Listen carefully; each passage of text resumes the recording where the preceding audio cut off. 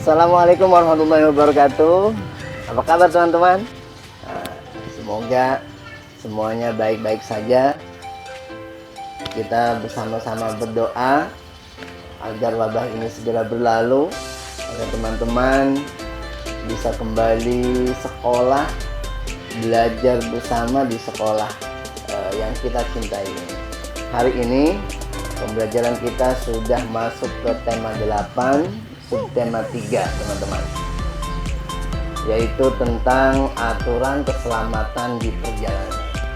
Ada yang tahu apa saja ketika kita di perjalanan yang harus diperhatikan?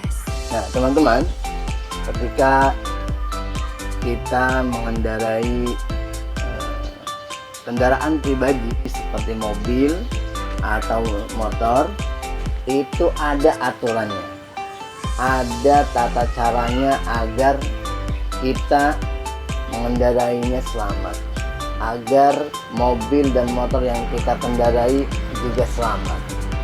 Nanti Pak Isnu akan menjelaskan apa saja aturannya dan bagaimana cara yang harus kita lakukan agar perjalanan kita selamat. Selamat menyaksikan. Baik teman-teman, sebelum kita ke perjalanan, ada hal-hal yang perlu kalian perhatikan. Kalau kita mengendarai motor atau mobil, yang pertama yang harus diperhatikan adalah kita harus membawa STNK.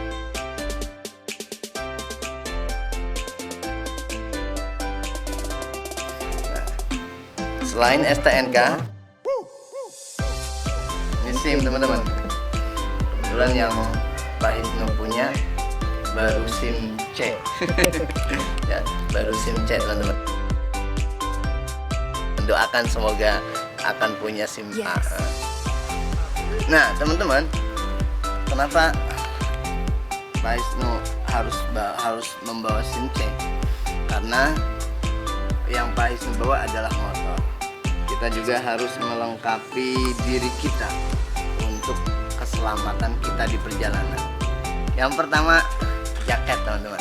Nah, kita butuh memakai jaket ketika naik motor ya.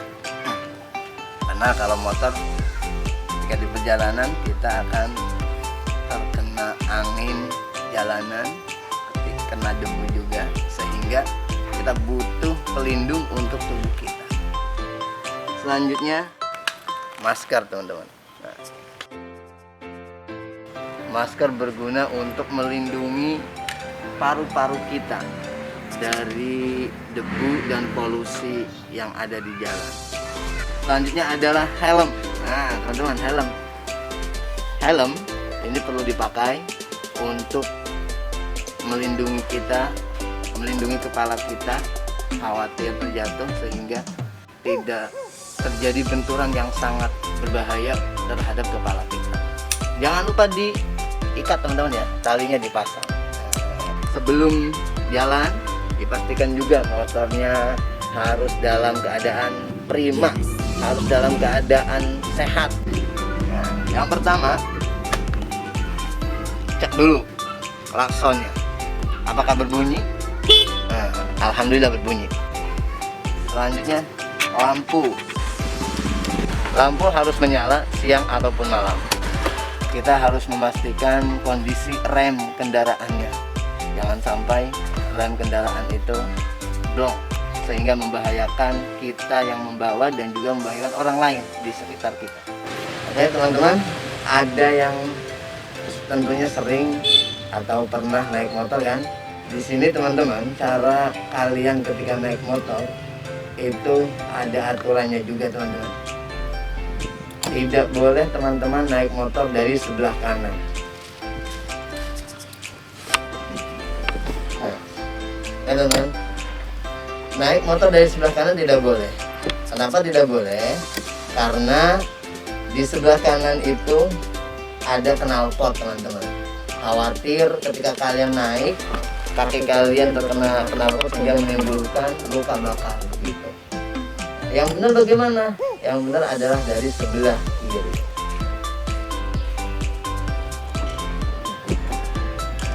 Ya teman-teman, yang benar itu naik motornya adalah dari sebelah kiri dan turun juga dari sebelah kiri, bukan dari sebelah kanan. Jangan lupa berdoa dulu teman-teman. Bagaimana doanya? Ada yang masih ingat? Doa naik kendaraan. Subhanallazi sakhkhara lana hadza wa ma kunna lahu muqrinin wa inna ila rabbina lamunqalibun. Kita jalan.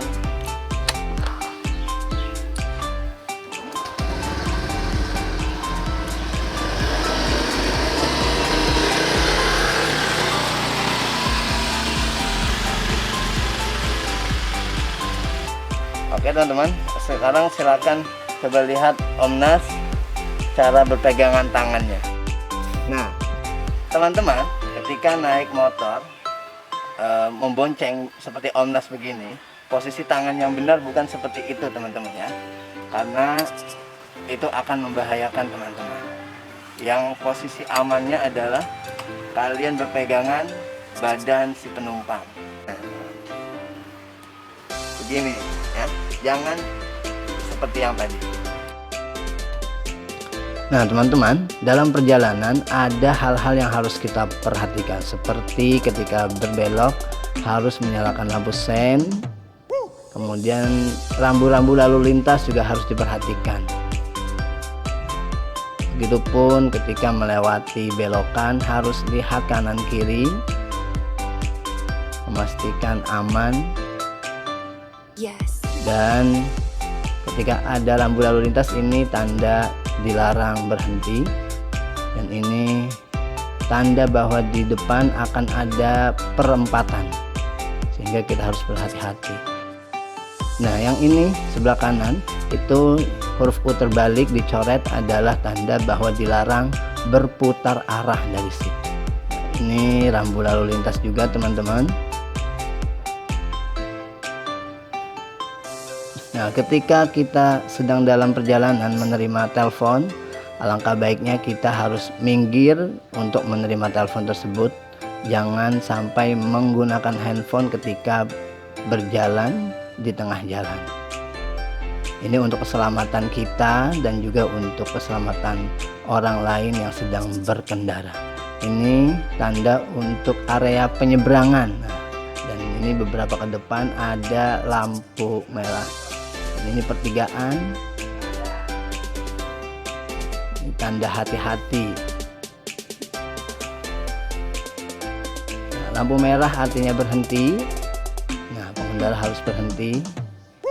Karena lampu hijau artinya pengendara boleh berjalan terus.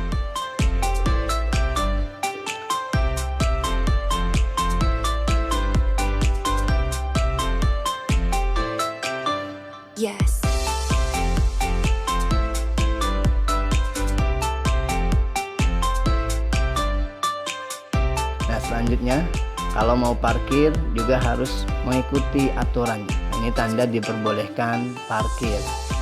Nah, kalau P disilang, ini berarti dilarang parkir. Tidak boleh parkir di bawah itu. Ini boleh berputar, tapi hanya di waktu tertentu. Dan yang terakhir teman-teman, jangan lupa ketika dalam perjalanan kita harus menggunakan jalan sebelah kiri.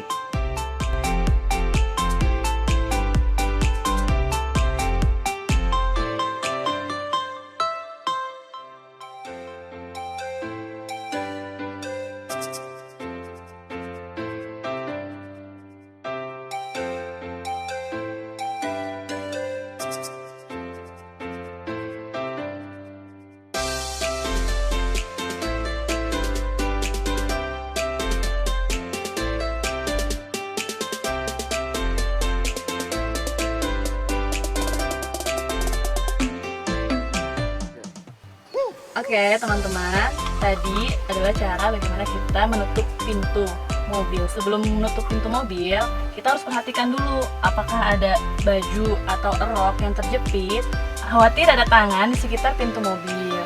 Dan kenapa kita harus menggunakan sabuk pengaman karena ini untuk melindungi kita saat berkendara menggunakan mobil.